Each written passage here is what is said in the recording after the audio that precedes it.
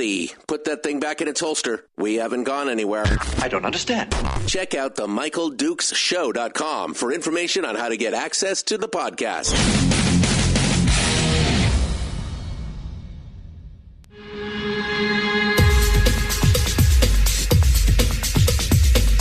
The Michael Dukes Show. The greed and the entitlement is astounding to me. What more could you want from a low-budget radio program? This is a dumpster fire. That was just BS. It is time to get a new perspective. We know just what you need, and we've got just the cure. Open wide and prepare for a steaming hot cup of freedom. I just don't fathom it. The Michael Dukes Show, streaming live across the world.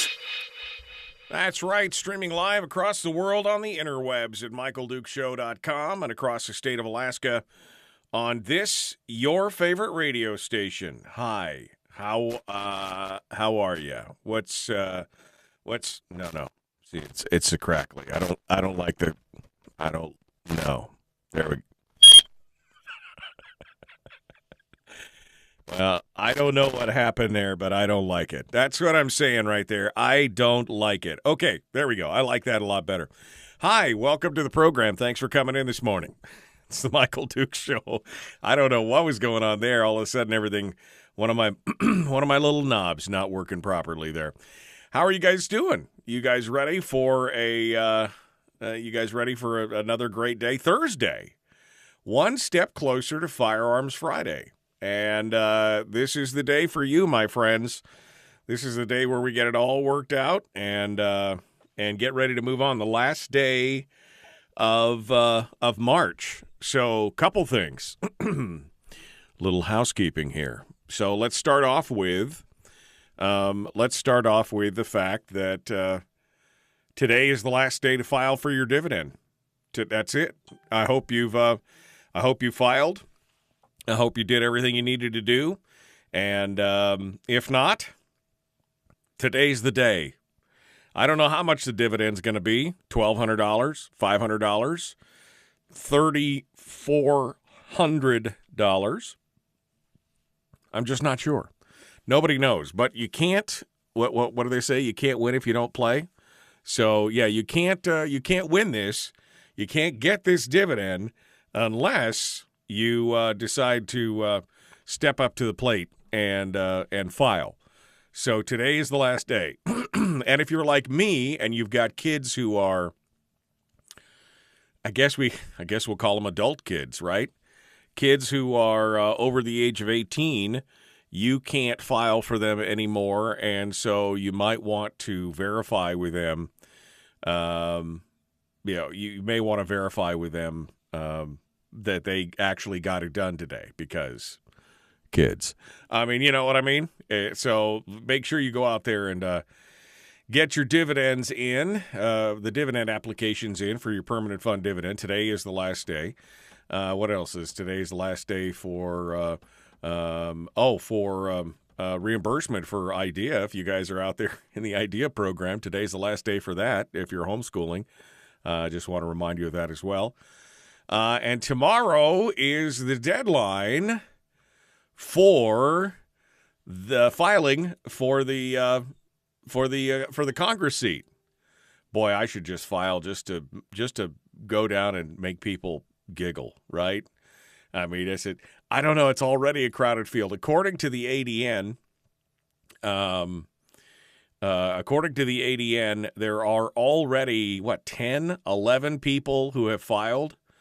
With two more still expected.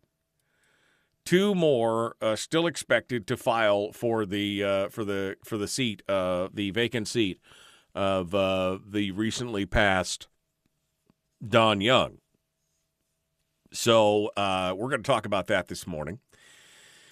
We'll talk about some of the shenanigans that are going on down at the Alaska House as well, because, we're going to talk about that.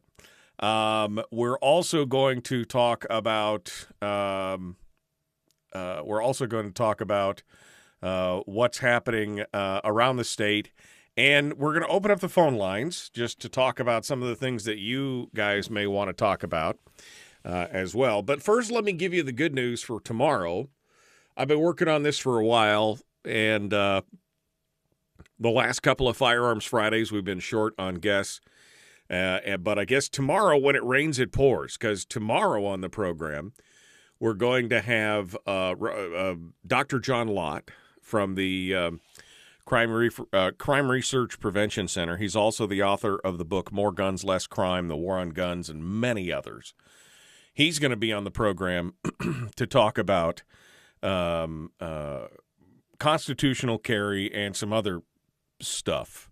He's also been doing a lot of work. I don't know if you've been following this along behind the scenes, but he's been doing a lot of work on the 2020 election stuff, and he says he's got something he wants to talk about there as well. So we'll talk and discuss that tomorrow on the program. And then that's in hour one. And then in hour two, we're going to be joined by Jacob Sullum from Reason Magazine, who is also talking about constitutional carry. He had a really good article out in Reason here the day before yesterday, 2 days ago, talking about constitutional carry and some of the different aspects of it. So I'm pretty excited. Like I said, usually I'm happy with one guest on Firearms Friday because we always have Willie Waffle at the end and everything else. But all of a sudden, all the stars aligned, and I've got guests in both hours. So it's going to be a fun show tomorrow. So make sure you tune in for that here on the program for Firearms Friday. And then I guess the rest of the morning, it's just going to be you and me, and we'll talk about whatever the heck we feel like talking about. So that's all coming up on the program today. We're going to get things ready to crack along and get things squared away. So let's get started on the headlines. First and foremost, the big thing that, of course, is sucking up most of the oxygen in the room is the discussion on tomorrow's deadline for the special primary election, and the regular. Well, it's the deadline is for filing for the seat, which includes both the special primary and the special regular election, which will take place on June the 11th and August the 16th. And at this point, yesterday we counted. Was it yesterday or day before? We counted something like 15 potentials that have filed for that office, and I think it's going to end up being nearly that right now. Both the Must Read Alaska, the ADN, KTUU, they're all reporting that currently that there are 10 who filed. And, even the AP, if I'm not mistaken, the AP came up with it, and they've had 10 who have filed currently, and there's expecting at least 2 more who have verbally committed. The ones who haven't filed, Christopher Constant and Al Gross, said they intend to run, but apparently have not done the paperwork yet. So there's been lots of discussion on this. But 10 candidates have filed to fill the seat so far, and 2 more also intend to file. Some of these names you know, and of course the one that got the most exposure on this here recently was probably Nick Begich, but Lowenfeld, Jeff, I need more coffee this morning. Jeff Lowenfeld announced that he has filed as well. Lowenfeld is a 73-year-old former assistant attorney general and an oil and gas industry executive, and probably best known for writing gardening articles in the ADN. He's a green thumb guy, and he has now filed and is ready to run in this race. Again, there were some other names being floated around. We'd heard that maybe Sarah Palin was going to jump on board. Emil Nadi was another one. He was one of the architects of the Alaska Native Claims Settlement Act, and he's the guy that lost to Don Young back in 1973 by only 2,000 votes. He's 89 years old and said that he was considering a run only for the special election to finish out Young's term, just to keep an eye on things and to watch out for Alaska's interest. Meade Treadwell, whose name has also had been floated, has basically said in an interview yesterday that he has ruled out running after considering his other commitments, and said that he would also support a younger candidate in the race and one who could run for both the special and regular election as well.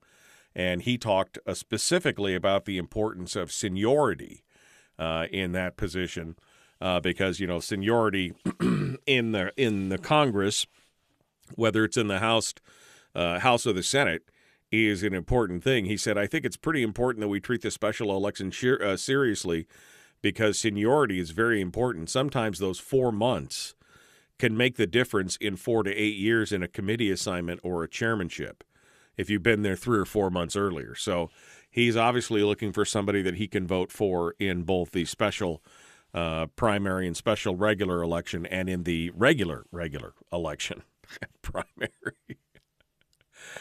So, I mean, this is just where it's just getting down to, folks. The special primary, again, set for June 11th. That will be a mail-in primary, and then the special election itself will be held on August the 16th to coincide with the regular primary. And apparently everything is, again, arriving all on one ballot. So, I mean, wow. So, other candidates who filed with the Division of Elections outside of Lowenfels and Begich so far include Greg Brailsford, Bill Hibbler, Bob Lyons, J.R. Myers, Stephen Wright, Jay Armstrong, Brian Beal, Otto Flerschutz III, Lauren Foster, Tom Gibbons, Lauren Griffin, Ted Heinz, and Sherry Mettler, and, of course, our very own Chris Bai, who's running as the Libertarian candidate. But I didn't recognize any of those other names. I have no idea. Oh, I know who Stephen Wright is. I've interviewed Stephen Wright before. He's kind of a perennial candidate. But everybody else, I don't even know who they are. This is going to be interesting. You're going to have a whole field full of people that are relative unknowns. And it's kind of crazy. But again, right now, if Constant and the Bear Killer, Dr. Al, all get signed up tomorrow, then that would be 12. And of course, anybody else who may want to, if Emil Nadi wants to, or if Sarah Palin jumps in there, this could be a very crowded race. This could be a very, very crowded race. And we're going to see what happens with this. So that was one of the big headlines today, that tomorrow is the final day. I mean, everybody ought to file at this. Just go ahead. Everybody file for it. And yeah, prepare for the next, you thought last year's election season was bad. Prepare for the preponderance of political advertising and messages and flyers and radio ads and television ads that this is going to bring.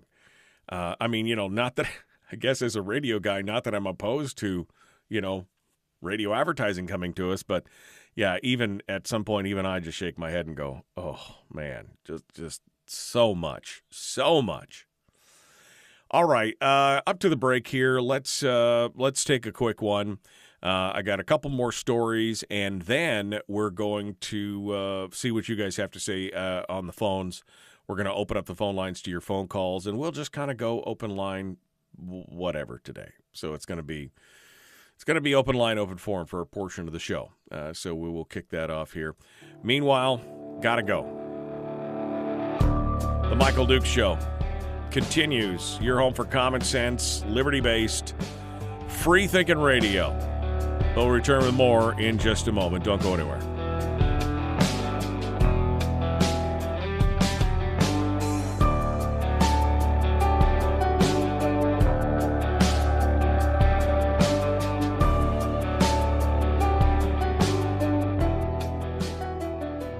We're broadcasting live through a series of tubes. Allowing all of these entities to provide streaming stuff going on the internet. Well, it's kind of hard to explain. Sorry. Streaming live every weekday morning on Facebook Live and MichaelDukesShow.com. Okay, brace yourselves. I got to fix this. I don't know what's going on with this, but hold the line here for a second. Check. Check, check, check, check, check. Check. Check. Check. Okay. Is that better? Is that better? That better? That better? Is that too loud? That too little? Is it too late? I don't know. All right. I guess that's a little better. Sorry, I didn't mean to feedback the hell out of you guys, but something's been monkeying with my board here. There we go. That's a little bit better. All right. So, I feel better. I sound better. It's that's a little sensitive, isn't it? Mm-hmm. Turn that down there. Turn that up just a bit. All right. Well, hopefully that now I'm freaking out your stereo here because it's left and right, left and right. All right. You guys ready? Another frustrating thing about BM2, all mail-in, but the state has no method of signature verification. The voter list has over 100% of the eligible registered adults to vote. Yeah, no, I agree. Definitely something that is concerning when you've got, ballots going out willy-nilly and no signature verification. I mean, you find a ballot, you fill it out however you want. You sign Joe Schmedley on the outside of it, and you send it in. I mean, what are you going to do? Again. Oh, let's see. Who just said they're riding in Randy? Brian says he's riding in Randy. Good for you, my friend. Good for you. Yeah, I mean, hell, it's a party down there. Everybody should go down and get signed up to run for Congress. Talk about my idea of a perfect day in hell. Oh, my Lord, that would be just yikes. Let's get some good news out today, please, says Jack. Well, it's spring. The sun's out. Everything is beautiful.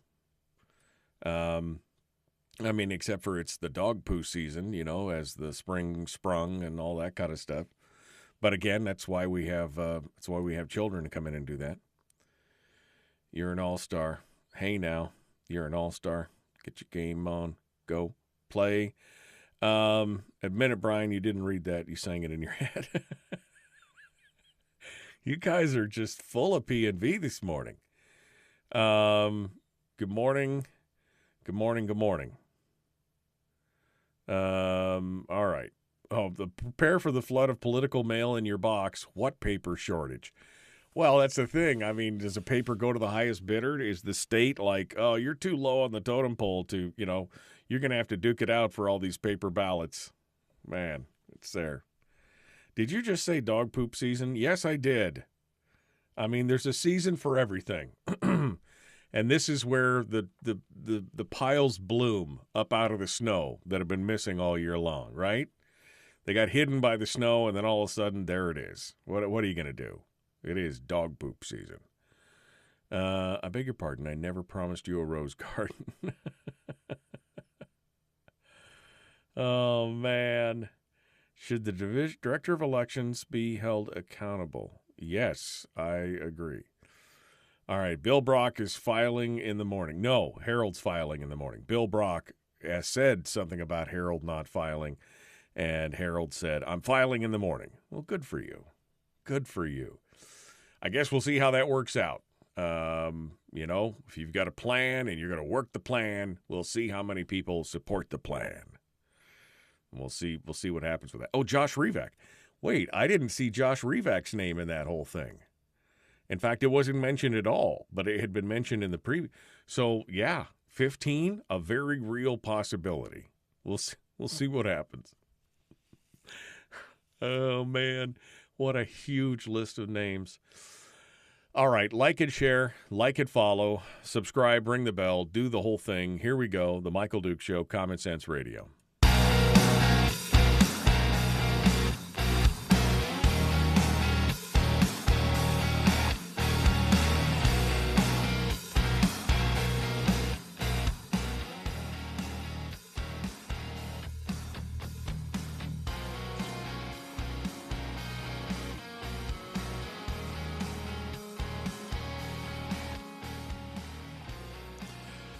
All right. It's the rumble in the jungle. Somebody just said it in the chat room. Yeah, because, I mean, all the names that I just threw out there, and I forgot Josh Revak is supposedly running as well.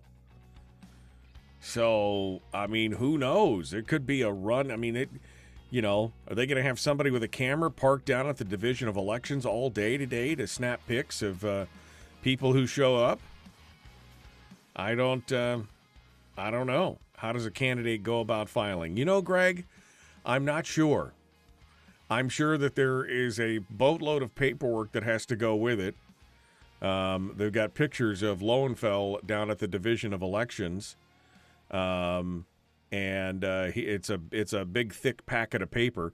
So I'm assuming you need to go to a Division of Elections office and or download the forms or whatever and then fill them out. I have no idea. I have no idea at this point how to do that. So I imagine it's a packet full of paper and probably a couple $100 for the filing fee, and away you go. So I don't know.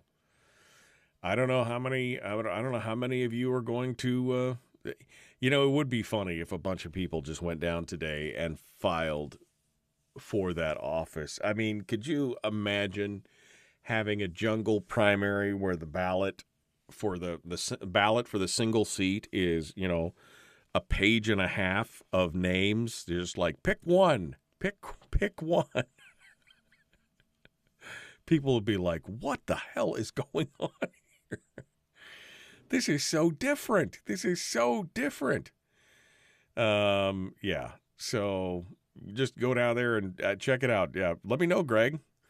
You'll get my vote for Congress if that's what it takes to, if you're going to go down there and do it. I mean, it'd be me and, 100 other people. But, yeah, this is the time. If you ever wanted to do it, you could go down there and try it out for 3 months. If you happen to win, you could go down to Washington, D.C. for 3 months and see how you liked it. And then come screaming back and be like, I'm never, ever doing that again. Ever. Yeah. Ugh. All right. So, man, Harold, you're so salty in the morning. We got our resident troll is back here in the morning program because we're not serious enough about stuff, apparently. It's all good. Okay, second big story for the day was the House. Now, the Alaska House has canceled all formal meetings.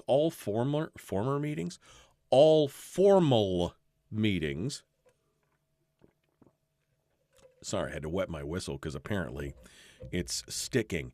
The House has canceled all formal meetings until next week. Why? Because COVID. That's what they're saying. The House does not plan to hold another formal floor session until next week, according to the PR flack for the House Majority Coalition. Stutz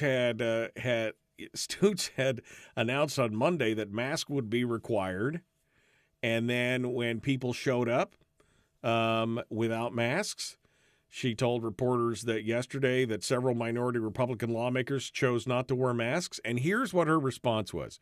Are you ready for this? Here's what it is. This is the policy, and if you think you're going to come in here and totally ignore the policy, we simply aren't going to have a session. Okay, I may have added the snarky tone to that, but those are the exact words. I mean, those are the exact. This is the policy. We just simply aren't going to have a session. I'm going to take my ball and bat and go play somewhere else. What? Now, by contrast, the Senate is meeting just fine. There are no universal masking rules in effect in the Capitol, but of course the presiding officers of the House or the Senate have some authority over their respective chambers. The Senate has not imposed a masking rule amid the latest outbreak that's going on at the Capitol, which again is probably the Omicron variant, so it's very mild and everything else. And the Senate has not imposed a masking rule, and they are holding their floor sessions this week. Some senators wore masks on the floor yesterday. Some did not. Okay.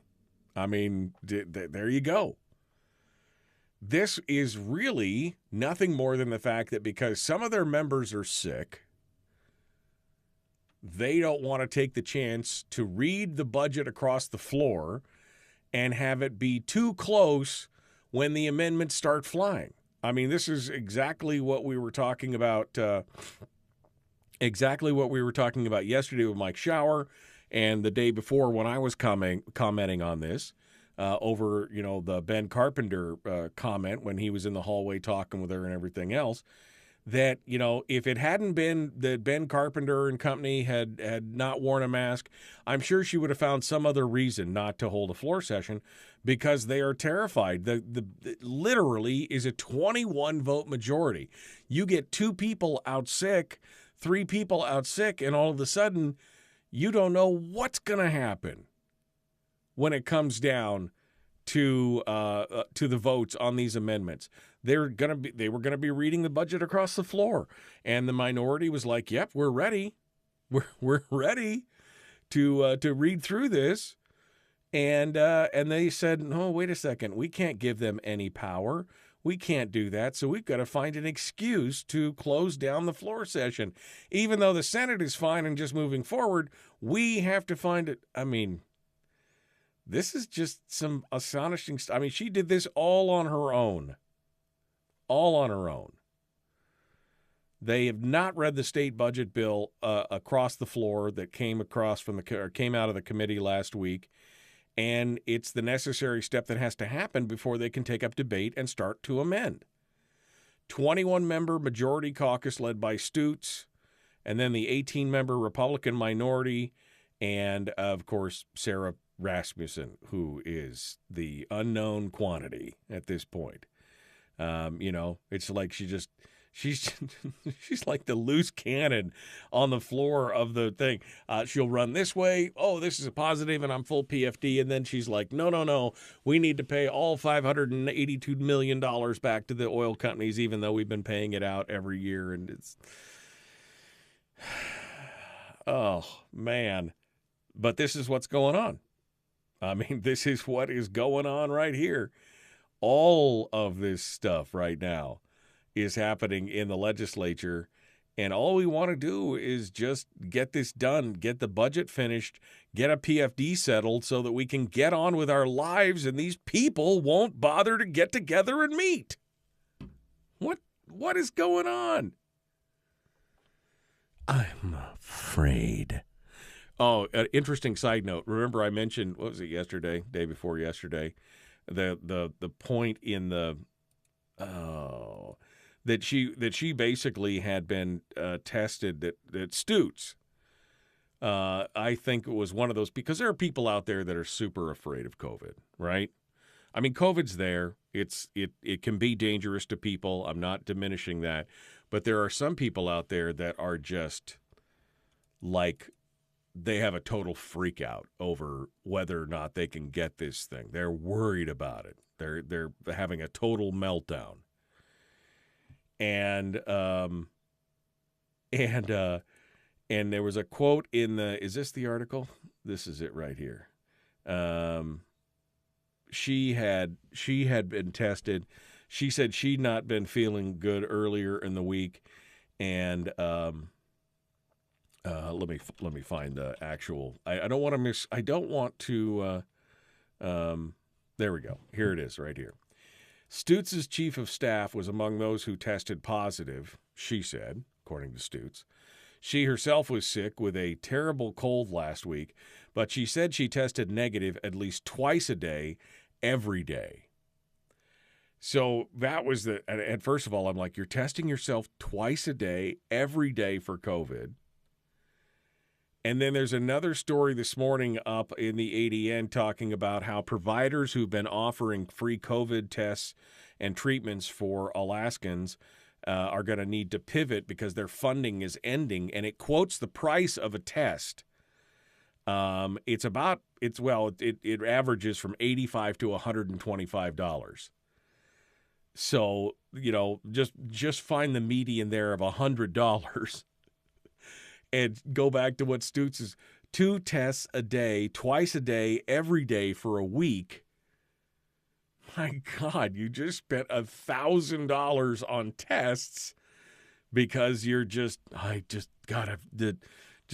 and of course she didn't pay for that. That's all paid for by the state, right? Because they've got the beacon and the whole thing with the state testing and all that stuff. It's out of control, folks. Can we just knuckle down and get the job done of what needs to get done? Can we focus on the important stuff, bringing the budget back in line, solving the PFD issue, and bringing back the full statutory PFD is what we really need. But at this point, just fix it and then move on. And it's just astonishing. But this is what, maybe she does have Howard Hughes syndrome. Howard Hughes was the known, like the hypochondriac. I don't know. I mean, again, COVID's real. It can be deadly to certain people. It can make it rough. It's definitely not. But to stress out about it, like, give me a test, give me a test, give me a handy wipe, give me a thing, give me a thing. It's getting, and then to use it as a justification for shutting down all the floor sessions so that the Alaska budget cannot progress just kind of makes me scratch my head a little bit. All right. Let's go over to the phones. I guess we got a phone call here. So I got a couple minutes here before we run out of daylight. Let's start over here with a good phone call for this morning. Hey, hello. Good morning. Who's this? Where are you calling from? Good morning, Mike. This is Mark from the Tanana Valley. Hello. Sounds like you're having a real food fest down in Juneau again. Yeah, they're having a good time. What's your hot point today? Well, a couple of points, really. 90% of the deaths circling and surrounding the COVID, 90% of those people that are purportedly have died of COVID, they've all had the non-vaccine shot. It's not a vaccine. People are being deceived. Where are you getting? I thought that was an interesting statistic where are you getting that statistic, Mark? Mark, where's that statistic coming from? Liberty Counsel, their last news alert. Liberty Counsel saying 90% of the people who've died have been vaccinated? Is that what you're saying? Yes. 90% of those that have died purportedly of the COVID, they've been given this non-vaccine. And there's a new military report that's out, and there's 1,000% increase in all these maladies from those that were forced to get the shots. The military is being decapitated. Well, and, I mean, I've looked at the statistics for some of this, and I don't know who the Liberty Report is, but it doesn't match what I have seen in the news. Again, I mean, I think that I'm not anti-vaccine or pro-vaccine one way or the other, but those numbers don't match up. Now, the breakthrough cases, those who have gotten COVID, I know that it's over 50% of the cases that have gotten COVID since the vaccination started have been breakthrough cases. I do know that. But 90% have had the vaccine? I think that I would distrust those numbers. We don't, here's the thing, folks. You don't need to make up numbers and I'm not saying Mark is making up numbers. I'm saying that he's reading something that somebody else has said. But, we don't need to go out there and make up stuff.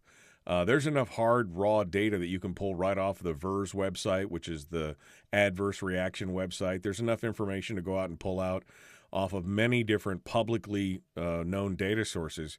You don't have to make stuff up. I mean, that's what's frustrating to me, is to see something sometime that is so obviously, in my mind, when looking at all the numbers, so obviously false and being propped up as saying, look, this is the truth, that it's crazy.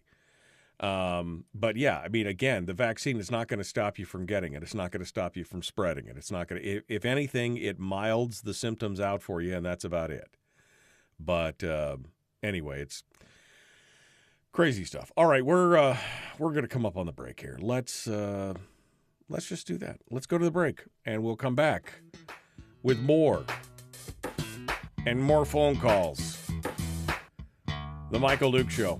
Common sense, liberty-based, free thinking radio.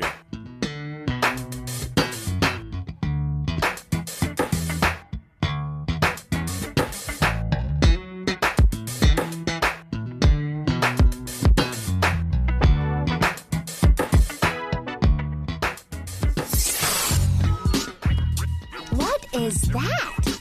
Common sense. Regularly heard on American radio. Michael Duke Show.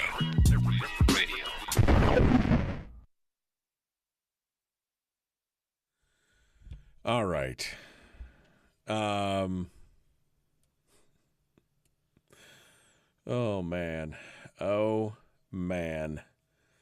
Sometimes cite your statistics, cite your sources. Well, it's from the website that says everything I say is true.com, and I'm going to say anything you want to know. It's just, again, there's plenty of public data on a lot of this information out there that you could go look up yourself directly from the source and not get it piped through some, wackadoo website that's got everything, wackadoo website that's got, the axe to grind, and it's going to manipulate the numbers. There's plenty of stuff out there. You can go read it for yourself. Why?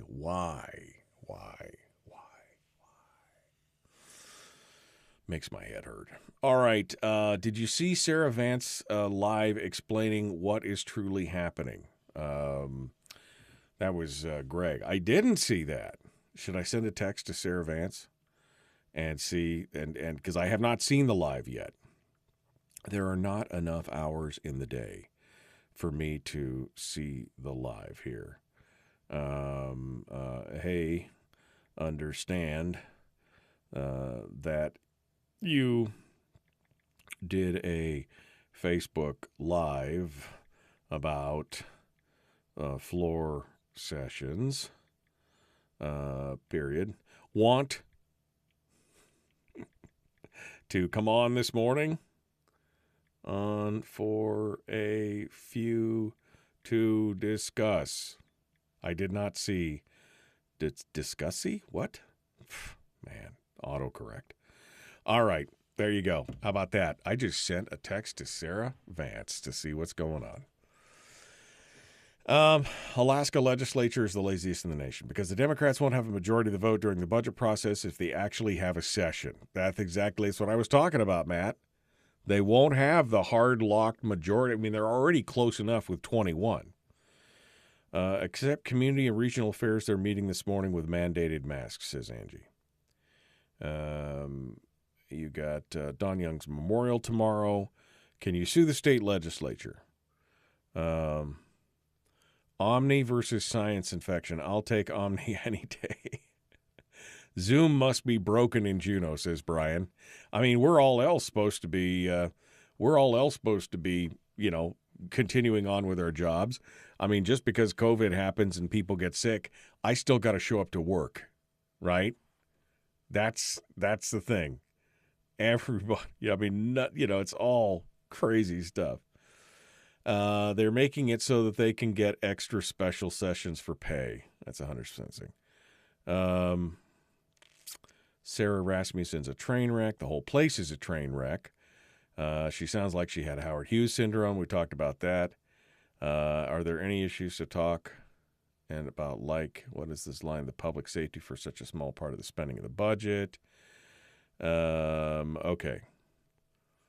A bee sting can be deadly to many people. Let's kill all the bees to keep those individuals safe.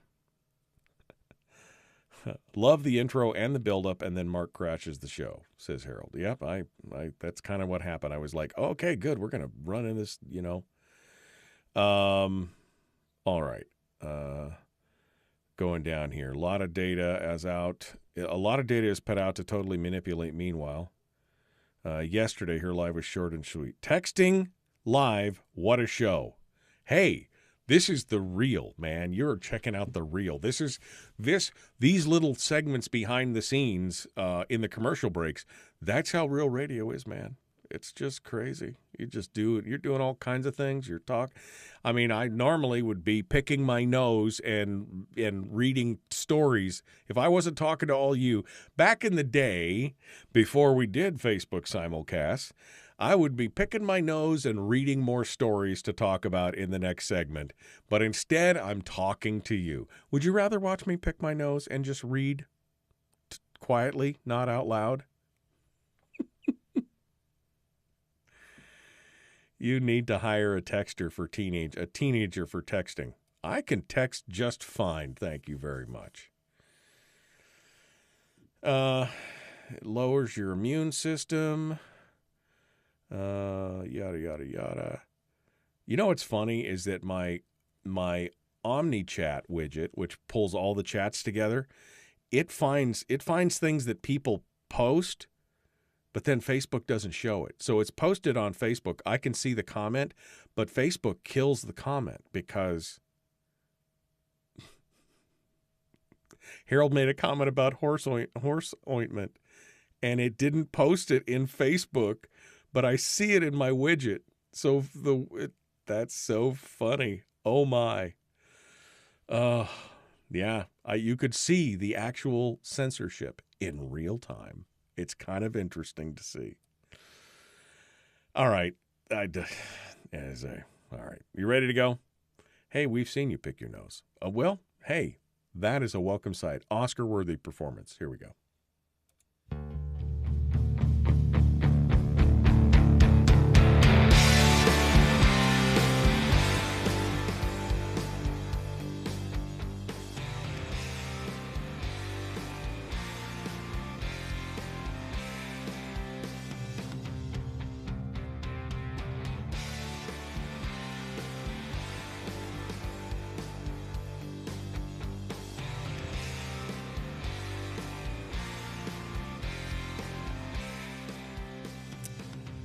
Okay.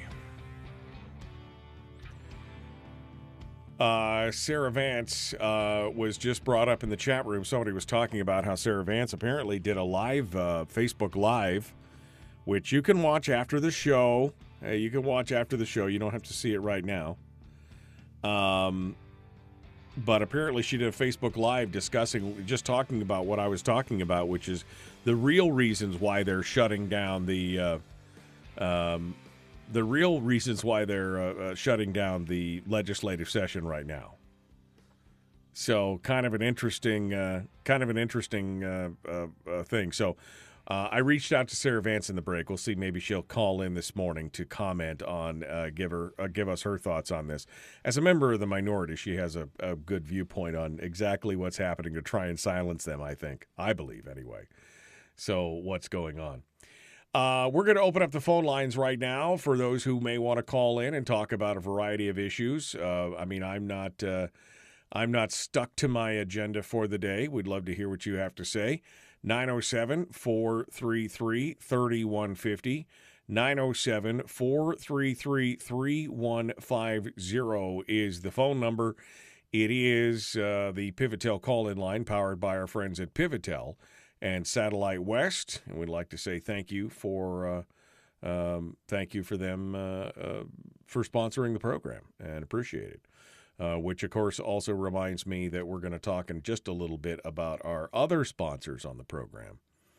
That is, of course, our friends at Bivy Stick and Satellite West. That's coming up here in just a little bit. A smart fellow staffer said, This is Angie, who's down apparently in Juneau. She said, a smart fellow staffer said, it's about math, not about masks. But we're going to tell the whole world that it's about masks and that there's these evil legislators. They don't use the word evil, but the implication is that why are you trying to kill us all? But that it's this evil group that just doesn't want to play by the rules, and it's because of them that we have to shut down, because you just won't do what is told. You just won't do what you're told. You just won't toe the line. Of course, if you had towed the line, we would have found some other reason to shut down the session for now. But other than that, you just won't do what you're told.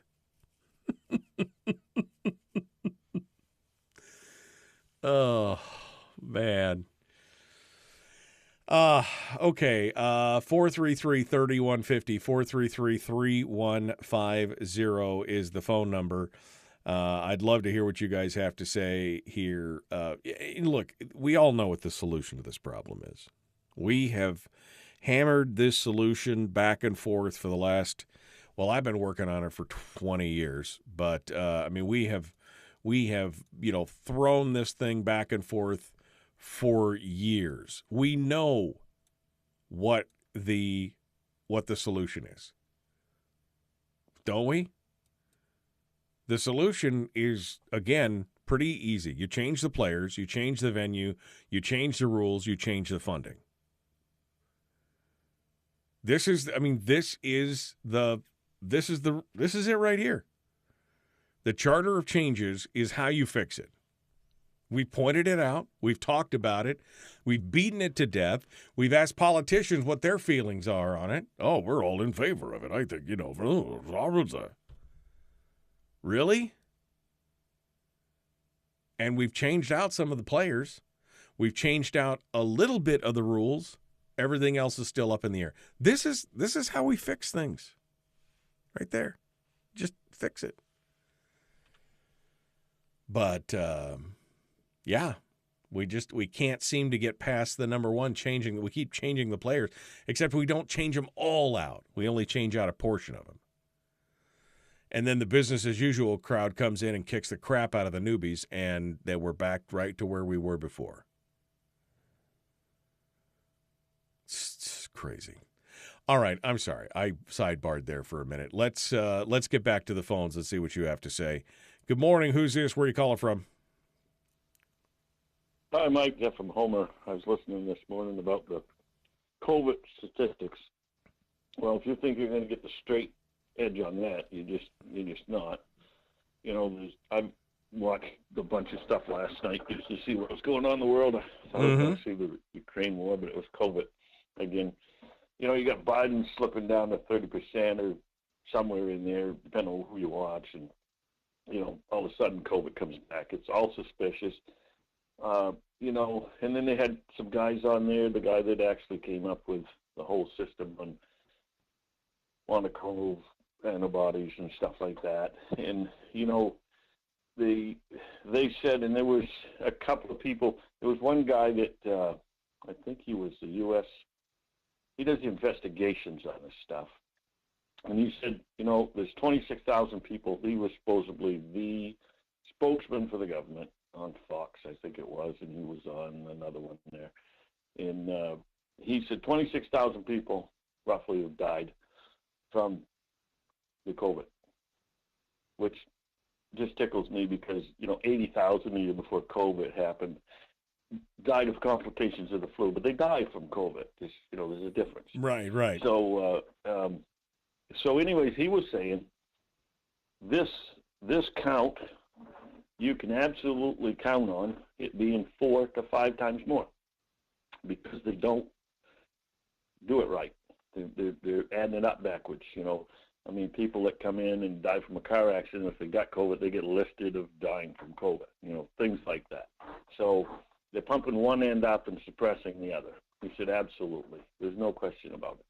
But you can't say whether it's 2 times more, because none of it's really a real thing.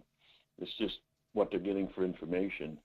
But when you've got, he explained it all out, it was pretty good. When you've got hospitals listing people, they come in and they died, and they say, look, if we can list him for COVID, you get $9,000 for his burial, and you guys get money, and we get money, and everybody gets money. So if that's the system we're counting the deaths with, good luck with that, pretty much is what he said. Right. And he was pretty straightforward, So, yeah, there's a lot to it. And if you believe you're going to get the proper information out of your government, well, just take a good hard look at your government today. Yeah, good luck with that one. So, is what he's saying. And I agree with that. Right. I've agreed with it all along. Yes, probably are people dying with COVID. God knows what, but do we know all the underlying things that these people had? Nope. They're just telling you they died of COVID. Well, and some of the numbers that came out, right? No, they look, changed the language. Look, in the first year, there were some statistics that came out that showed, that showed specifically that of the people that had died, 94% had comorbidities, meaning other things that could be killing them, and COVID contributed to that. But it may have been the actual something else that killed them. But so they knew that already. So now the question is, there were people who reportedly were killed in motorcycle accidents, and then, they had been tested as they were dying in the hospital because they were testing everybody. And it turns out they had COVID. And even though they didn't die from COVID, they died from loss of blood because they had their head split open or whatever. They still died from COVID. So, there's definitely, you can manipulate even the raw numbers. We've seen that. But what I was saying earlier is, we don't need to make stuff up. There's enough bad stuff out there about what's going on. There's enough to question in the raw numbers alone. You don't have to go make stuff up to figure it out from there. That's all I'm saying. All right, hold the line, Jeff. Folks, we're coming up on hour 2, the Michael Duke Show. Common sense, liberty-based, free-thinking radio.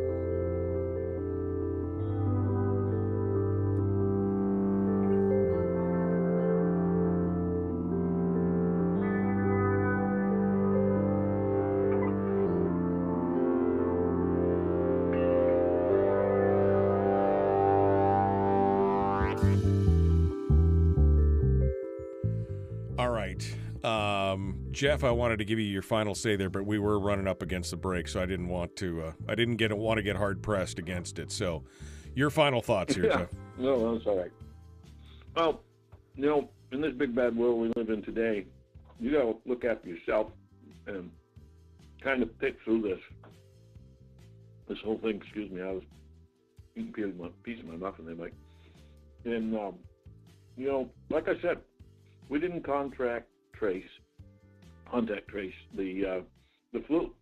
So you'd find there was probably more people died of the flu than we know. And that was the thing he said. If you died at home and even with COVID, and you just got buried, which we had one right in Anchor Point when this first started. The guy had cancer for 3 years. He died. He had COVID. But everybody said he died of COVID. Well, no, he didn't. I think Sarah Vance went and checked on him. He did not have COVID. He died of cancer, with the rumor around town. So you get all this information from people, and it's basically been, for me, about the panic. You and I talked about this. Me and you were standing on the deck of the Time Bandit when it first started. Yeah. We said we're not climbing under a rock. We like our germs. We're going to eat a pound of dirt. People are going to die, but people do that every day. And I think if you take a look at the number of deaths, the first year, they were down, Mike, because nobody was moving, no car accidents, I saw stories on the Reuters News that a guy died of a parachute accident and he was listed for COVID. Evidently if you have COVID, exactly. I know. Strength enough to pull the ripcord. Exactly. Well, especially since it was something like they were saying that 60% or it was over 50% of the cases were asymptomatic, meaning they didn't even know they had it. And so people were dying of other causes, and then they'd test them when they were in the hospital, and they're like, oh, you've got COVID. And look, they died from COVID. Okay. It's just, it's insane. It's insane. I'm on the other end of this, Mike. I'm so frustrated. You don't know how many times I've had to be tested to get on these boats because they can't go ashore with COVID. Yeah. I go down, I get a little runny nose, or it's springtime, my eyes are running. I got to go get a test. And I'm never tested positive for COVID. Yeah. I'd like to say I had it. Yeah. I'd like to say I'm asymptomatic, but I can't tell. So I went down and got a $166 test, and they said, yep, you're immune. And I said, wow, okay, this was early. This was early in COVID. This was the first year. So I still had to go down and get a test. If you're going on one of them deadly sketch boats, you got to get going to the factories. Yeah. You got to get tested. No, it's crazy. So it really got annoying. And then I was watching TV one day, and the Chinese were just walking up to a window and going, oh, on the tongue and gone. And, and their test was done. And I go, why don't we have that? Oh, that was that wasn't a lot of crap. Yeah, I think that wasn't the Chinese. I think that was the South Koreans, because the South Koreans. The Chinese, the Chinese.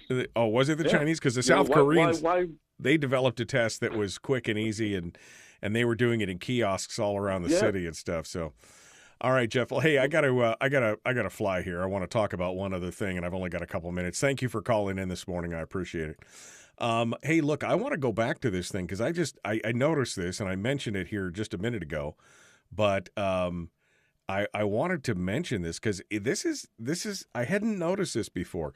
Again, I've got a chat widget off to the side of my screen. It's on the screen, but it basically shows me all the chats from YouTube and Facebook and Twitch all in one window, right? It collects them all.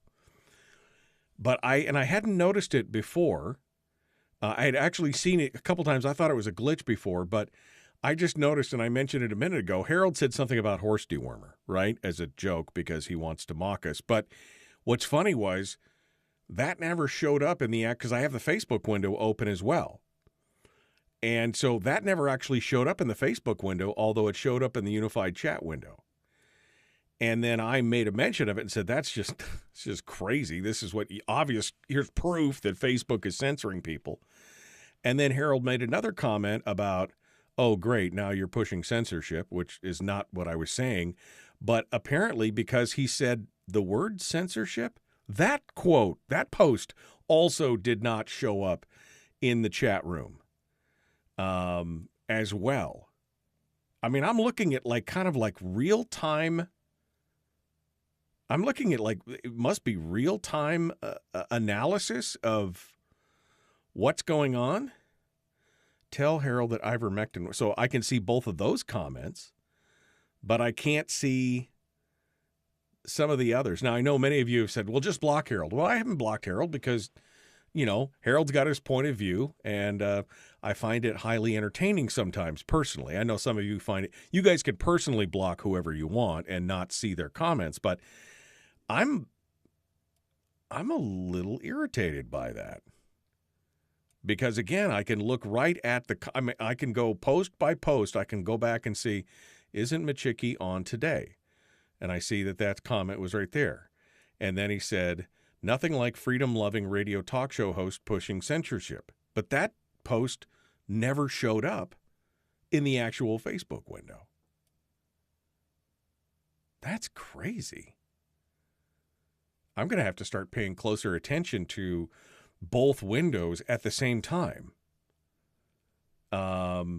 Because usually I'm usually only looking at the YouTube comments on the one side, and then I'm looking at the Facebook comments on the other because I want to be able to read. But I mean, in real time, they're closing down the wow. Yeah. I could see Harold's comment, says Donna. Do you see the comment about the censorship? Do you see the comment about the horse dewormer? I'm just asking. Because if you could see those, then maybe it's something weird on my end. But I can see it in my unified chat, but I just couldn't see. It's weird. It's weird. She says, yes, she can see it. Okay, so maybe it's just something. I don't know why my Facebook window is not showing it. But I can see it in the unified chat window, which is weird. Anyway, I guess it doesn't really matter then if you guys can all see it. It was Much Ado About Nothing. Pay no attention. Move along. The Michael Duke Show.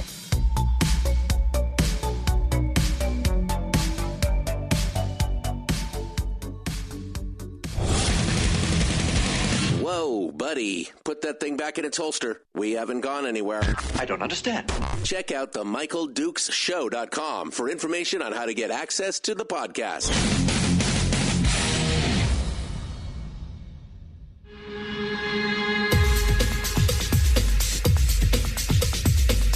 The Michael Dukes Show. The greed and the entitlement is astounding to me. What more could you want from a low-budget radio program? This is a dumpster fire. That was just BS. It is time to get a new perspective. We know just what you need, and we've got just the cure. Open wide and prepare for a steaming hot cup of freedom. I just don't fathom it. The Michael Dukes Show, streaming live across the world.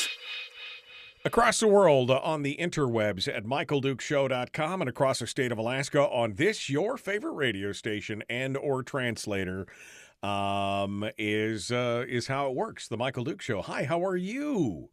Welcome to hour 2. Somebody said, how to distract a radio show host? There's a lot of distractions going on this morning from the chat room. I got to be honest with you. I'm just kind of going a million miles an hour. We got 70 folks over there with our friends on Facebook and another bunch of folks out on YouTube and everything else. So they're keeping me company during the long, quiet commercial breaks. That's just here to keep me calm and keep me entertained, and they do a good job at that. Welcome to the program, and thanks for coming in. Hour 2 of the show today, and we are ready to dive into this with both feet. Wow, I just realized that for some reason my live stream stopped again.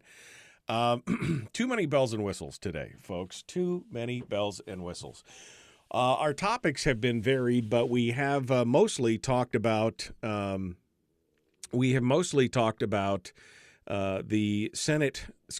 Congress race, the race for the U.S. House of Representatives seat, the special election, both the primary and the regular election, the special general election, which are going to be held on June the 11th and August the 16th. We talked about the fact that tomorrow is the last day to sign up if you want to throw your hat in the ring for that congressional seat, to fill it out for the last 3 months of the year, which I find very interesting. Right now, there are 10 people officially signed up, with at least 2 or 3 more who have said that they are going to run. So you're going to have at least a dozen candidates on this ballot. And I was saying, well, why don't we just, just everybody throw their name into the hat, and let's get 25, 30, 40 people on this ballot. We'll find somebody that we can believe in and get behind. One of my friends in the Facebook chat said wanted to know how to do it, and if I see his name on the ballot, guess what? I'm voting for him. That's how it works. I'm voting for him because at least I know that I can trust him versus everybody else that I just barely know at all. But so anyway, we were talking about that. What else were we talking about? Oh, the 31st is today, and that is the last day to it is the last day to file for your dividends. So make sure that if you get done, you had gotten it done. And I was talking specifically about our adult children, who are supposed to be adults, but we know how that works. That they're not really paying that close attention to us or to the world sometimes. And so I would recommend that you walk around to your adult children today or call them up or whatever, especially if they, did you file your dividends? It was easy when my wife could file basically everybody's dividend but me. So when they turn 18, you could no longer file their dividends. So you basically want to make sure that they are ready, because we don't know how much the dividend could be. It may be $1,200. It may be I mean, if we're going to get the energy rebate as well, the energy relief check, which has nothing to do with the PFD, right? They wanted to make that perfectly clear. It has nothing to do with the PFD. But if you're going to get the energy relief check, you have to also have filed for the dividend. So I hope you're talking to your adult kids, especially if, any kid in your house over the age of 18 or, hey, that's what you need to do. And because today is the day. Get it done. All right. All right. Let's jump over here.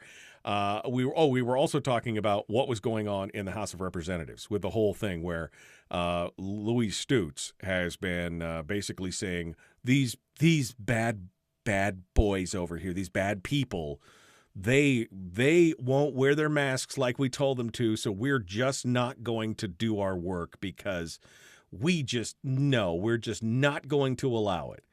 I mean, that's what they're saying. That's kind of what she's been talking about. She said, anyway, she just basically said, I'm going to take my ball and bat and go home if you guys don't do what I tell you to do. One of the bad boys, that's my it's not what she said, but one of the bad boys who won't do what he's told was Representative Ben Carpenter, who got who's going to get a scolding in private, and he said, no, you should do this out in the hallway here and tell me exactly what's going on. He was one of the guys that basically said, I'm not wearing the mask. I'm not a danger to anybody. I'm not going to do this. And it was an excuse, in my opinion. I think this was an excuse. As somebody said, it was not about the masks. It was about the math. Representative Ben Carpenter has been kind enough to call in and talk with us this morning about this, and he joins us on the phone right now. Good morning, sir. How are you? Good morning, Michael. Can you hear me? I can hear you. Can you hear me? I can hear you. Okay. We're good. All right. We have communication. We have the can you hear me now? The 5x5. All right. So, I think it's really we should get T-shirts made that says it's not about the masks, it's about the math, because that seems to be really what's going on here. I mean, if you and Eastman and Kirka had all worn your masks like good little boys and done what you were supposed to do when Mama scolded you, then they would have found some other reason to shut down the floor session, I'm sure, because they've got members who are out sick, and with a 21-person majority, that slim lead would have given the minority way too much power if they had read the thing across the floor, right? Yeah, she ought to be thanking me. I prevented a bigger train wreck from happening. Right, some other big train wreck if she would have had to have come up with, I have cooties and can't come to the thing, so we're going to shut it down, or whatever it is. If you do the math, if you look at the calendar, if we had read across the bill on Monday and amendments were due by noon Tuesday, then Wednesday, Thursday timeframe, we're on amendments, and she doesn't have the numbers right to prevent the amendments from getting passed. So there would be some other excuse for why we can't address the budget this week, and we would be leveled out. There's absolutely no way on God's green earth that she is going to allow the minority to have their amendments passed on the floor. Absolutely no way. Right. And I think that's the thing. I mean, at some point, you know what? I almost I'm not a representative. I'm not a legislator, but I would have almost been tempted just to throw my mask on and step in there to see what kind of poo parade it became, to see what they kind of dreamed up to figure it out. I mean, just because, like you said, they would have had to come up with something to put a stop to it, because they could not allow it to happen. Yeah, we'd considered that. I'd considered it. We talked about it, and the bottom line is I'm just not playing these games. I do not think that this, we need to rise above this. And if we've got people that are ill, then we can't legitimately do business with all of the members of the body. And if we've got a whole bunch of staff members who are out, there's not the support that's necessary to make good decisions. So the mature thing to do is to say, hey, we're kind of degraded right now. Let's pause, let's get everybody healthy, and let's come back and do business. And that's what I think is the mature way to address this problem. And it sets a good example for how we should be dealing with COVID or flu in the future when it strikes again and rears its ugly head, because it's going to. This is just a fact of life that we're going to have. So don't use this as an opportunity to put your thumb on people or get your way politically from either from the right or the left. Don't take advantage of it. Just be mature about it. Well, it's called playing politics, right, Ben? I mean, that's really what this is about. It's playing the politics. It's playing every angle. It's, we're not going to give you folks in the minority any say in the matter. You're basically going to do what you're told, and if not, then we're going to use parliamentary procedure to punish, and to villainize. That's the other thing, to vilify everybody who stood against what they want to do. And of course, it was reported in several news outlets, again, her pulling you off the floor out into the hallway where she wanted to take you into her office and apparently scold you. And you said, no, we'll just do it right here in the public. Tell me what that was like. Tell me what that was about. Oh, I mean, it was just a very brief conversation. I think one of the reporters caught it on, or at least part of it on audio. And we just, she told me what she was going to do, and I told her I wasn't going to do it. And that was that. I mean, it was a very simple conversation, and who knows how the conversation would have gone in private, but it wasn't a huge big deal. It was just kind of meeting of the minds. I mean, right. I wish that we would have had the conversation on the floor and in view of the public, but I guess we're scared of having those kind of conversations. It looks bad. Well, and I think, well, to me, it actually even looks worse when she's like, again, she's the school marm pulling you in. I need to pull you into my office to have a discussion with you. And bravo for you for saying, no, we should just have it right here in front of God and everybody, because whatever you can say to me, you can say to everybody else. Well, I mean, Michael, this is an example. It's just another example of the corruption that's been in our system, our state legislator system that maybe doesn't exist in other systems throughout the nation. We've got a system where the speaker only really cares about 11 people on the floor when it comes budget time. Right. You've got a binding caucus, and as long as you've got a majority of the majority, the budget's going to get passed. All these amendments are all for show. We have to listen to the minority. We've already made an agreement that this is the budget that we're going to vote for. And we've signed on with our majority members at the beginning of the session that whatever budget comes forward, you're going to vote for it. Right. We've sold our vote early on. Sold our vote before we've seen a single line of what the new budget looks like, but we basically promised you our vote no matter what. And this is the continuation of a thinking from the head of the organization that says, it's my way. I've got 11 people that have agreed to this. We're moving forward, except I don't have my 21 to vote. And so right. I've got to find something to distract from the reality that I can't pass the budget right now. Yeah, absolutely. My new favorite quote says, Donna, is you got to do what you got to do. I mean, that's really kind of what it is, right? I mean, the only way that the minority can stand strong is just take the stance and say, we're going to fight for it. We're going to do our best. We're here to do business. Are you? I mean, there's nothing, I don't have power. That's right. all I can do. All right. I can do is highlight the hypocrisy, highlight the corruption, and let the people decide who they want to send in November. And I agree with that. I mean, that's part of this, this is why it should be more cooperative, is because when you take people's power away, it forces them to do other things like, pick at every little thing that they can, because that's the only way that you can exercise any kind of choice or power. Otherwise, you get railroaded. They keep the minorities, over the years, the minorities acting badly and they're acting out and they're not doing what. It's because you've given them no way to have any kind of power or authority to exercise, so they can only exercise it in minute ways. And that's why it looks petty, but it's not, because it's the only way you can take a stand. Yeah. If the reality for the speaker and the majority says, hey, we've got 21 or more votes, then I can disregard the minority. But in those circumstances where I don't have 21 votes, then I have to engage with the minority. And that's the part that we're missing, is that we're not actually having that dialogue. The people look at the 40 members of the House and they say, wait, you got 5 members out that are sick? What about the other 35? You right. all can't come to an agreement on a budget, 35 right. of you? Yeah. And that's the reality, is we're split almost down the middle, where there's 21 in the majority and 18 over here on the minority. And the leftover of the 21 don't want anything to do with the opinions or the way that the 18 would vote. So we're going to distract and delay until we have our 21 back. Right. That's the reality. That's the political reality. It's not, right. You can't just look at it as saying, hey, you've got 35 members, you should figure it out.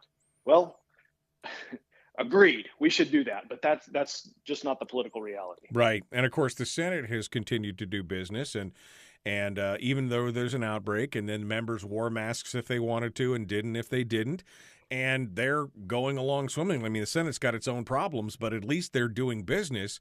You know, what the hell is going on the other side here? So, I mean, in your mind here, Ben, and we're coming down to the last minute and a half here, but in your mind, how do we fix this? How do we make it so that we can stop with the tete-a-tete, the back and forth? We're as strong as our weakest link, I guess. I don't know. It takes an electorate that sends moral people, good people, down to Juneau who can make good decisions and not abuse other people with their power. I mean, is it possible? It seems in today's day and age that it isn't possible, but I've got to believe it is. It just means that we've got to pick people from our community that we don't really want to lose. They're already doing good things. They would be missed if they left their organization or left their endeavors in their local community because they're needed there. And you send those people. That's right. Who you need to send. You got to do a better job of sending people who make good moral decisions. Is all I can say. And it comes back to the charter of changes, Ben, which I touched on here just a minute ago. You know, we talked about the charter of changes for years. That, you know, the answer is to change the players and change the venue and change the rules. And we've changed out a bunch of the players. We changed out 30% of the legislature. The problem is that there are certain segments that keep sending back the same person, the good old boys, the business as usual crowd, and we can't seem to make a dent in those areas. We need to have good candidates going up against some of the business as usual crowd. Quickly, 20 seconds here, Ben. Yeah. It also boils down to who's asking for what money, and we've got a structural imbalance in how we bring money into the state, and a good portion of what we're asking for monetarily is why we have certain people in certain positions. Yeah. So if we address the fiscal structure, then we might see a change in who gets elected. Ben Carpenter, our guest. Ben, hold the line. Thank you so much. The Michael Duke Show, Common Sense Radio.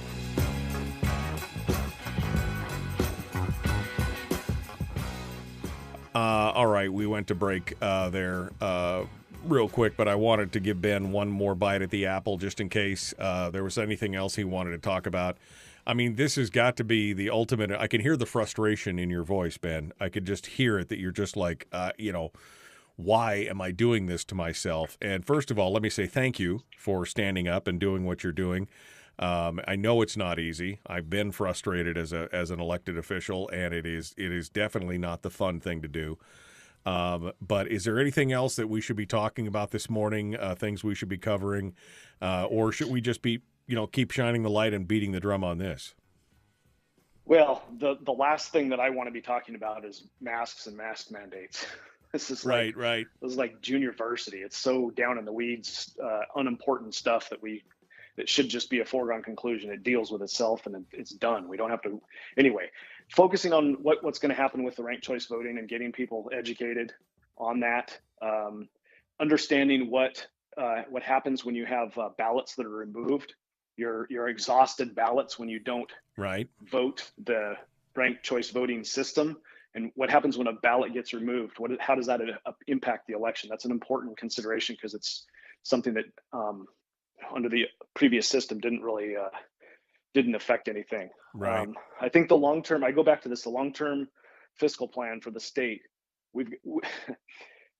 everything's about the money, right? That's our constitutional responsibility, is to pass a budget, and we only care about three pools of money. And as long as that's not tied to the 75% of the people who are working in the non-oil economy and likely asking for state services, we're going to continue to have people elected who are only caring about how we split up that money. Right. And that's part of the structural problem in our state. We need to evolve to a next level that says, hey, we care about our private sector. We care about the non-oil economy. We care about growing our economic engine and our prosperity in the state. And we need to send people there that are focused on that, not just fighting for the table scraps of federal dollars, oil money, and permanent fund earnings.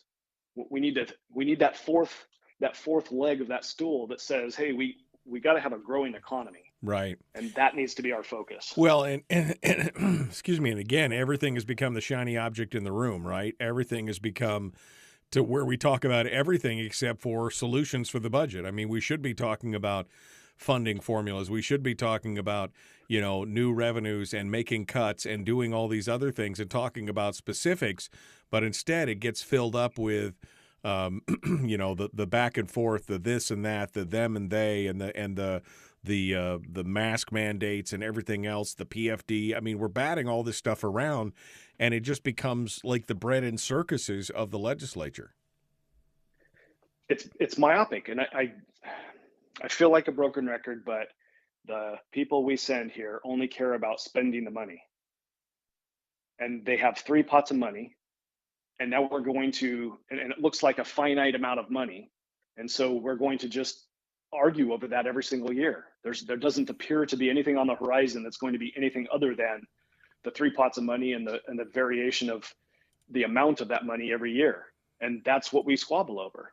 And I'm arguing that what people really care about in Alaska is higher paychecks. Like, we should be talking about $2,500, $3,500 paychecks, not a $2,500 one payment a year PFD. Right. Like, we need economic growth and stability in our state for workers if we want to see demand for services come down. We need to be more prosperous. And we've got lots of opportunity, whether it's tourism, whether it's mining, whether it's agriculture. There is a lot of opportunity in the state to grow that economic engine, and that helps solve the problems that people are, increased wealth helps solve the problems of the people that are asking for state handout. But we're not focused on those solutions. We're only focused on the solutions that come from the 3 current pools of money. Right. And the spending and everything else. Ben, if you want to, if you have a minute, can we chat about the special election and the ranked choice voting education? Can we talk about that real quick? We're about to jump back into it. All right. So thank you for sticking with me. We're going to continue on because I think this is important, especially in light of the special elections. So here we are, going to jump back into it. The Michael Duke Show, common sense, liberty-based, free-thinking radio.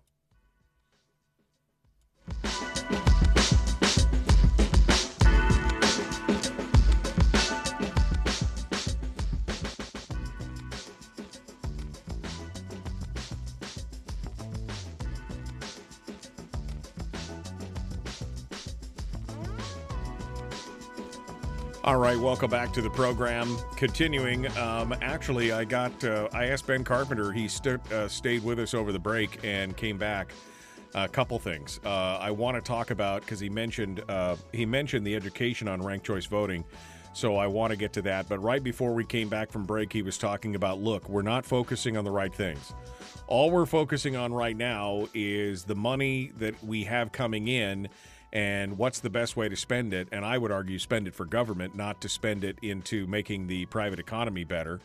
And his argument also includes the fact that we need to look and we need to diversify more to get more of those, to stop being dependent on the 3-legged stool that we have right now. So, Ben, if you want to expand on that, and then we'll jump into the ranked choice voting education first. But if you want to recap what you were just saying, I think that it's important for folks to understand. Yeah, it just is. It's human nature. We focus on the things that are right in front of us, and it takes willpower and discipline and some foresight to look out and see that there are other options other than what's just right in front of us. And the legislators here for the budget process largely care about just 3 pools of money: permanent fund earnings, to the extent that they get used for state spending, oil revenue, and a small amount of non-oil corporate income tax, but it's negligible, and then your federal dollars.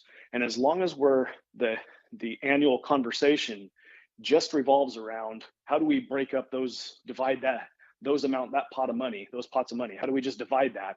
That's the extent of the conversation. We're not ever concerned about what people really want, which is security with jobs, with the increasing paychecks. And with an increasing economy comes less demand for services. I don't need to have the state support me because I have more disposable income. And so we're not focusing on an ultimate solution, which is to raise, a rising tide floats all ships. And if we had a better, stronger economy, then we wouldn't have so much need for these state services. But we're not focused on that, which you could see it as a fourth leg for state spending. And I know this is not we got not enough time to talk about this, but this is what the value is of a sales tax, statewide sales tax or statewide income tax, because it ties the non-oil economy to what the legislators are doing in the legislature. Well, and take whatever time you need, Ben, because I've got nothing else. I mean, this is important, getting down into the weeds like this. So don't feel pressured here to do it. So expand on that as much as you want. Yeah. So I don't want to pay any taxes. I don't. No. Every time I've run for elected office, I say I'm a fiscal conservative, low tax, low government guy. And I asked the American Tax Foundation, what do we do in Alaska where we're looking at maybe by the end of the decade, we've got $4 to $5 billion coming out of our permanent fund, and maybe that funds our entire government. Well, then how do I limit government if it grows at the size of the permanent fund? Right. Because it's going to. Right. It's going to consume everything that it can coming out of the permanent fund. So how do I limit that?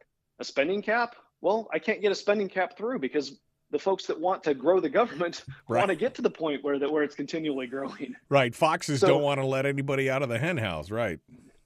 Right. So agreeing to a even distribution of the permanent fund that forces money into the private sector and then taking money out of the private sector to pay for state government changes the dynamics of the conversation in the legislature and with the electorate. Now people say, hey, I've got a $2,500, $3,000 PFD coming in, and half or 3/4 of it's going to my income tax or my state tax of some sort, right? Just thinking out loud here. Numbers, I don't know what the numbers would shake out to. But now the conversation with the electorate says, how do I keep more of that PFD? Get your hands off the spending and grow the economy so that I don't have to give up as much of my PFD. Right. Well, this is the same argument that Hammond made when they zeroed out the income tax and eliminated it originally. He's like, no, just zero it out because there may come a time when we need it, and it's the only way to tie Alaskans to, for them to be the governors or the restrictors on that spending is when they get involved in it, because you take more money, they'll get activated. So that was his argument against that at the time. And in principle, I agree with him. I mean, my argument has always been, you know what? They should just distribute all the royalty wealth to the people of Alaska, give them big checks, and then when they have to write a check back to the government for $14,000 per person that the government spends, there would be a revolution in this state. That's never going to happen, but theoretically, that would, people would be like, oh, I get a check for $20,000 per person, and then I got to write a check back to the government for $15,000. What the hell is going on down there?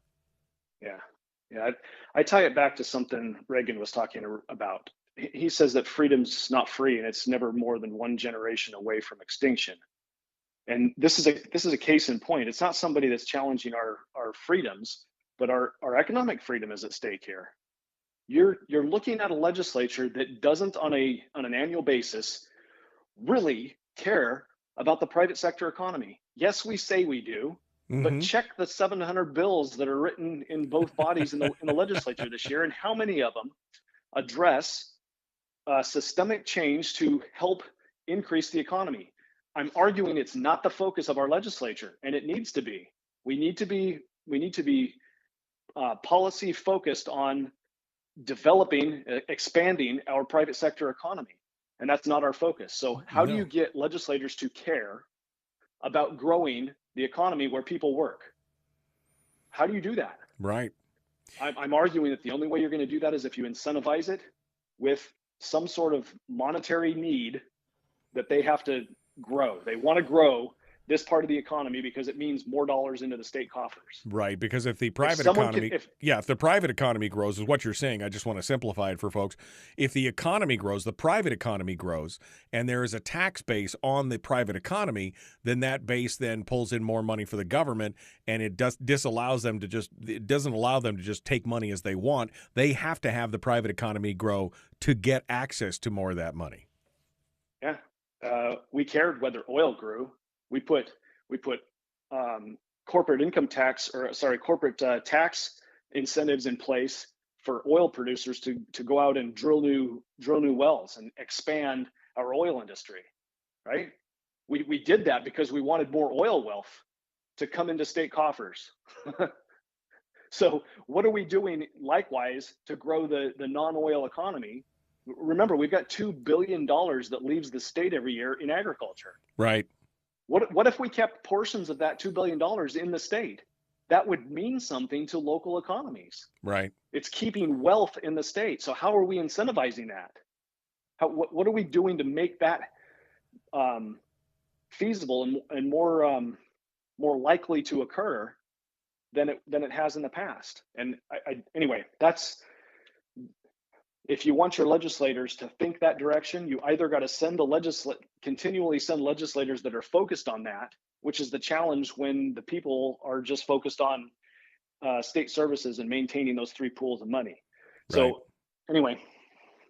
Well, I mean, I agree. That's the best I can do on short notice, Michael. Right. Well, no, and the Fiscal Policy Working Group covered a lot of these things. I mean, you had a plan that was a holistic plan that talked about cuts to government size. It talked about, new taxation on the oil industry. It talked about creating like a statewide South Dakota or Wyoming style sales tax. It talked about it in a holistic approach instead of just being myopic and focusing on one thing. And yet that whole thing has been ignored. Just basically all that work you guys did, just discarded and ignored. It's like, oh, well, we had the meeting and that was it. And that was really all we wanted to do, is just show that we were having a meeting. And now we're going to ignore everything you guys just said, even though it was the most separate group that you could find in the legislature, made up of people from all political spectrums. And they came together unanimously. Even though we're just going to ignore that whole thing. Yeah, you're right. It is being ignored, and I'm trying to paint a picture of why it's being ignored. Right. We are fighting. We're fighting the leftovers, if you will, or the byproduct of decades of easy money, of easy oil money, and a one-trick pony for our economy. Right. We're looking at the future of a second trick, which is our permanent fund earnings, and it's still not going to help with the non-oil economy. So we got to figure out a way to incentivize legislator focus on growing that non-oil economy. Ben, we're coming up on the break, and if you're willing to stay, I still want to talk about education, election education, and ranked choice voting in the special election. If you've got time, we'll keep you over. Let's do it. All right, we're going to hold the line there. Ben Carpenter is going to be continuing as our guest. Up next, we talk about the special election, the jungle primary, the ranked choice voting, the fact that we're going to be holding two on the same day, and according to the reporting, apparently on the same ballot, which I'm sure won't be confusing at all. We're going to talk with Ben Carpenter about the educational component of that. Up next, The Michael Dukes Show. Common sense, liberty-based, free thinking radio.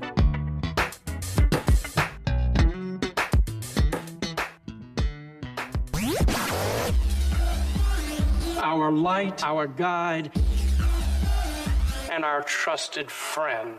Michael Dukes Show.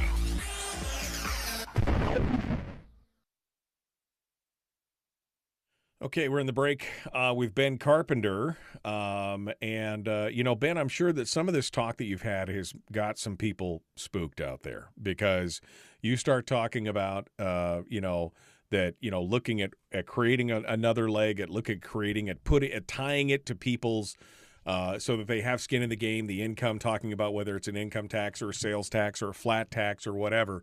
Immediately, I'm sure some people recoil from you and say, wait, I thought you were the small government Republican. Why are you even talking about taxes? And what do you say to them at that point? Yeah. So if you send enough people to the legislature where we're just going to cut state services, reduce the size of government, and then our oil tax revenue and our corporate income tax revenue and the amount of money that we need from the permanent fund earnings to pay for state government is less, and then we've got room for big PFDs. If that's the cohort of people that you send to the legislature, then that's what your government's going to look like. But I'm arguing with folks that say that you have a percentage of the population that doesn't want that to happen. They need their state services. They've got low economic opportunity. They don't work in the oil industry. They don't make a whole lot of money, and they look at the state services and say, I need this. I don't see any other opportunity. Right. So you send those folks, we can cut the government. You don't send those folks, we don't cut the government. And we, in fact, once we I'm expand in here, it, right? And we create more once I'm dependency. in here, you're creating more dependency. So I'm looking at it and I'm saying, well, step back, take a look at what's actually happening. What's actually happening is we've got a private sector economy that's just kind of happening. It happens on its own. It doesn't really interact with the state government at all. For years and years, your state chamber, your major organizations that represent business have been saying, hey, let's limit the spending. Let's make the budgeting process reliable going forward, right? How long do we have to continue saying that before we realize that whatever we're doing, whatever we're saying is not working? Because that's not what the legislature is focusing on. They're not focusing on the things that the private sector lobby groups like the chamber are that care about. They're not focusing on growth of the private sector. So why is that? Well, I think it's a cycle. I think that they have created a dependency, which gives them a constituency, which puts them back in office, which gives them more power to control or to exude the next time. And so then they continue to do that, and then they expand that base, and then they offer more services and more things, and they create a further dependency. And then that gives them more constituents that want to. It's the whole argument of, woe be unto the republic when they figure that they can, grant themselves largesse from the public trough. That's what we're at right now. We are creating this dependency state, and many of the legislators feel it is their duty to dole out that dependency state instead of making people more self-reliant and focusing on the private economy. Yeah, I don't want increase in taxes. I want people to hear that. That's not what I want. But I also don't want an Alaska that I'm going to leave to my grandkids that has a state government that's running off of the permanent fund. That's where we're headed. That's where we're headed. Right. Rich people don't want taxes. And so they're saying, hey, just use the permanent fund. 25-75 splits just fine. Put it in the statute because we don't want to constitutionalize it. We might have to change it in the future. Well, the future arrives, and now we've got an oil industry that's tanked. Maybe the Green New Deal puts some more nails in the coffin, and we don't have as much money coming in from oil industry. And now there's a call, hey, I either got to have taxes or look, we've got some more permanent fund earnings. We can spend that on state government and avoid paying taxes. Right. Okay. So now it goes from 75. Well, that sounds great. Let's just do that. Right. And then as the government continues to grow, it's always going to want more. Right. Because that's its nature. It's disconnected. It's disconnected from the voters at that point, as it is now. Yeah. You've got to get the pain connected to the voters. Yeah. And because that 75-25, all of a sudden they're like, well, we still got 25% to play with. Let's just take it all. And, of course, after they take it all, and that's all the earnings, and then they say, well, this 5% that we're taking, that's fine, but, we really need 6%. And the next thing you know, now you're digging into the corpus and you're killing the golden goose because the nature of government is to grow. And that's why it needs to be locked in a constitution. And that's why you said it. The top 20%, they don't want to pay taxes. They don't want to see the same. So instead, it's shoveled all off onto the lower tiers, which of course again increases dependency on government. I mean, this is a cycle. It's insane. It is insane, and you have to do some root cause analysis here and figure out what the root is. And if government is supposed to be responsive to the people, right? It's instituted by, for, and sorry, I lost my train of thought there, but it's the government's for the people, right? We are the government. Yeah. We allow our government. Yeah. Hold the line, Ben. I'm sorry. I'm up against the break. I got to come back. Ben Carpenter is our guest. The Michael Duke Show. Common Sense Radio. Like and share.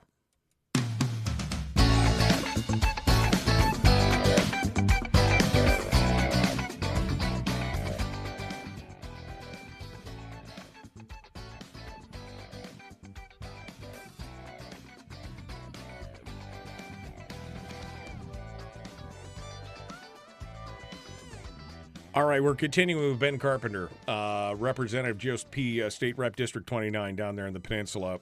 We've been talking about the session, the masking thing. We just talked about the root cause of some of the problems with the private economy and everything else. But I wanted to get into it with him because he mentioned earlier on about education over the new ranked choice voting system and everything else. And Ben, the whole problem here is that already this is a whole brand new election system that's never been used before in the state of Alaska, the jungle primary and the ranked choice voting. And we thought we had until August to educate everybody because people are confused. I mean, we've described it on the program here. Even I still get confused about some of the different things. We've had experts on and everything else.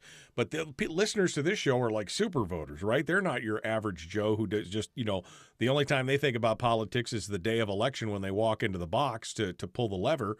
And there are people out there who are not going to understand what's happening.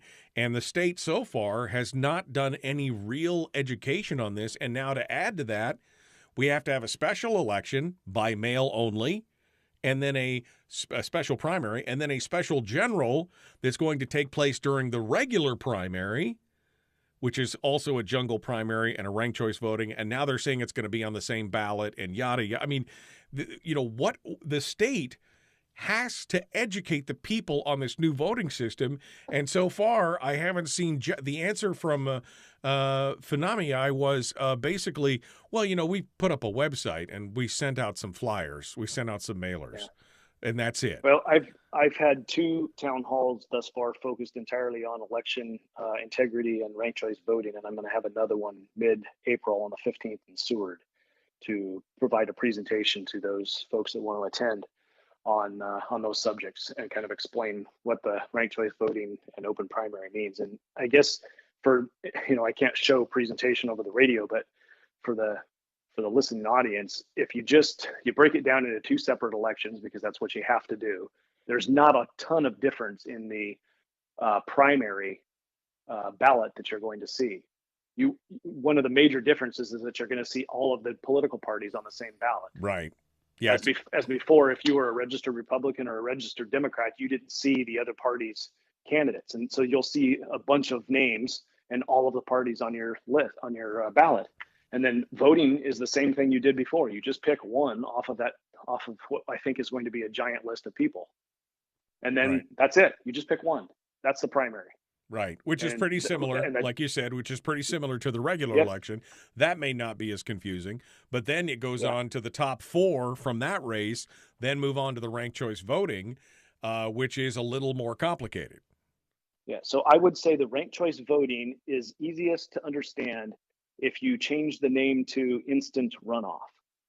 Okay, so we have experienced runoffs in the Kenai Peninsula Borough for the mayor race. People understand what a runoff means. We get 2 candidates that are too close together in numbers, and now we're going to have an instant runoff to find a winner, or have another election and have a runoff. Right. So that's what the ranked choice voting process is doing. It's doing it, but not holding another election on another date. It's doing it instantly. Right. So you have your first round, which is your first election, and then your second round is your second election, and then you have a third election if necessary. And we've made a determination that instead of just a plurality, meaning whoever gets the most votes wins, we say that there's some value to having 50% plus 1 of the votes to win. Okay, so now we set up this process where we're going to count all the votes, and if you don't get to 50% plus 1, we're going to go to the second runoff election, which is the runoff, and then we're going to eliminate one of those candidates so that there's fewer candidates, and we'll redistribute those votes based on how the voters voted in the second election to find a winner. And we keep doing that until there's somebody that reaches 50% plus one. But here's the problem. You may never reach 50% plus one. There is a concept called sorry, I just lost my train of thought. The ballots that are removed. The exhausted ballots. Thank you. The exhausted ballots. So what happens with an exhausted ballot from the first election to the second election, the first choice to the second choice, they take all of the exhausted ballots out. Okay. So if you don't vote, if you only vote for one candidate in your first round and you say, screw the system, I don't want to participate, then your ballot is exhausted going into the second round. So keeping it in simple numbers, if there are 100 people voting in the first round, there are 100 ballots to count. 51 is your 50% plus one. So the winner has to get 51 votes. Right. Okay, so the votes get distributed and there isn't somebody that got 51. Going into the second round, if the candidate that's eliminated going into the second round, let's say they have 10 ballots, people voted for them, and 10 of those ballots are exhausted. Well, that means in the second round, it's not 100 ballots that are counted in that election, it's now 90 ballots that are counted in that election. And so your percentage of 50% plus one reduces. So what it means is all the remaining candidates have to get less votes. It's equally distributed amongst the candidates. The effect is that each one of those candidates has to get less votes to win. Right. So you started off. You can conceivably get to the end of the election, and the winner is still crowned the winner because they have the most votes, and they never cross the 50% plus one threshold. Right. Because it is numerically possible. Right. And again, people don't understand that. People are like, I'm going to go in and vote once and I'll leave the rest blank. No, you should basically vote. You should rank them. And the question is, of course, well, should I rank my first choice as actually number 2? Should I do this? I mean, there's all different kinds of mechanisms. But again, the state so far, I think, has failed to educate and look, we're 2 months away. We're 10 weeks away. 12 weeks away, I guess, right now, from the special jungle primary, and that gives us only another, 60 days beyond that before we come to the first ranked choice voting setup, and people still do not understand it. Why is the state, they should be pumping money into the thing to say, okay, great, we're going to build a website to explain it. Great. But most I don't know people, why anybody's surprised at this. There are portions of our state education system that are failing to teach our kids to read. Right. Why would we think that they're going to do an outstanding job of teaching adults how to vote? Well, I think they would at least make the effort, I guess, is what I'm saying at some point. Like, what is going on? Well, if your government's not going to do it, and you're going to rely on your government to take care of you and tell you how to vote, teach you how to vote, then we're subject to however good our government is. I would say that there's a perfect example for people to take personal responsibility and go figure it out for themselves. Oh, I would agree. If we're not going to do that, right? If we're not going to do that as a society, that's the foundation of how we're going to have good government, is people taking ownership of the problem and going out and solving it themselves. I bristle at the notion that I have to have somebody from the state come tell me how to vote, because the information is out there. I educated myself. Granted, have been in the discussions from the very beginning, but the information's out there. Other people are educating themselves. There are other organizations that can teach this. Yes, maybe the state should be doing a better job. They're not, because it's not filled. We're not filled with varsity players in some cases, right? We're filled with JV players, and so I just think that it would be better to focus on personal responsibility and getting out and helping your neighbors, each one of us, than expecting the government to take care of us and educate us on how this is going to work. It is up to us if we're going to see a change in our government. Oh, I agree. It all comes down to personal responsibility. It's why we focused on ranked choice on this program and had experts on and had people on to explain it and everything else. The problem is, and I agree with you, and that is the theoretical versus the practical, though. In a theoretical world, everybody would take personal responsibility, but you and I both know that a large slice of the electorate and I would argue probably a majority of the electorate, pays no attention to what's going on until Election Day. And then they show up in the booth to vote. And then they're like, what's this? I don't understand. That to me is going to be the disaster. Not that people shouldn't take personal responsibility, Ben. Don't hear what I'm not saying. But that they had no idea prior to that anything had even changed. I would say that the state at least should sound the trumpet to say, hey, when you step into the voting booth this year, it's going to be different. And here's how you educate yourself on it, and give us some links or whatever so that we can go educate ourselves on it. But again, so a lot of people are going to step into it and go, what's this? I don't understand. I would just go back and say from the very beginning, I've said we need to grow the pool of the people who are participating in our process, right? And I would argue that I look at state political parties and I see about the same level of effort as the state government in educating their people on what the ranked choice voting, the new election system is. If there's one thing that our political parties should be focused on, is how do we educate our members on how to vote? Right. And I see a little bit of that happening, but it's not anywhere near where it needs to be. And that is made up of volunteers at the grassroots getting involved with an organization to help educate the people on civic duty to vote. I bristle at the notion that we need to pay somebody at the state government to give us the information to go out and vote. We have what we need in front of us. We just need to organize and go do it. No, and I agree. I think it behooves the parties and those that are locally involved to reach out to their own members and to others to try and educate them on this. I'm definitely not saying they should abdicate that responsibility as well. And of course, as individuals, we should be doing that as well. I'll be honest, Ben, I just think this is going to be a hot mess, especially come August when you've got both things on the same ticket and everything else. It's going to be a mess. We got about 45 seconds here. I want to give you the last word. Yeah, thanks, Michael. I'm pretty excited right now. Those are two topics that I really care about, and if people want more information from me or want to understand me, they can reach out to me. And my website's got some information on it, bencarpenterpost.com. It's got contact info for you to reach out to me, and let's have dialogue on some of this. I know that I'm saying things that are challenging the status quo and challenging maybe what we've been thinking. Yeah, no, absolutely. Well, I think we need that, my friend. We need to challenge it. And we should be talking about things that irritate and agitate people, because sometimes it's the only way to motivate. Ben Carpenter, thank you so much for coming on board. Folks, The Michael Duke Show. Common sense, liberty-based, free-thinking radio. Ben, thanks so much again.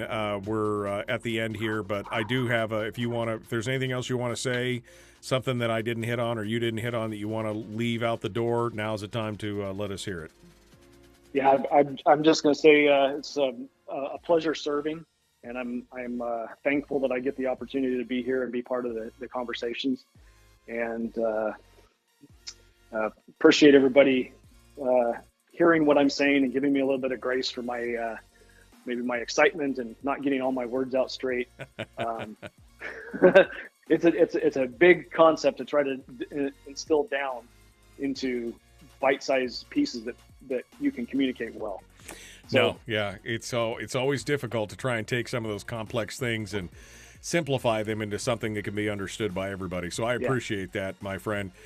We look forward to hearing from you some more here in the future, and we'll keep fighting this fight. Thank you for all you do. We appreciate it. All right. Thank you, Michael. All right, folks, that's it for real this time. Ben Carpenter, thank you so much. We're out of time for tomorrow. Tomorrow is Firearms Friday. Dr. John Lott is going to be joining us, as well as Jacob Sullum from Reason Magazine. We will see you tomorrow.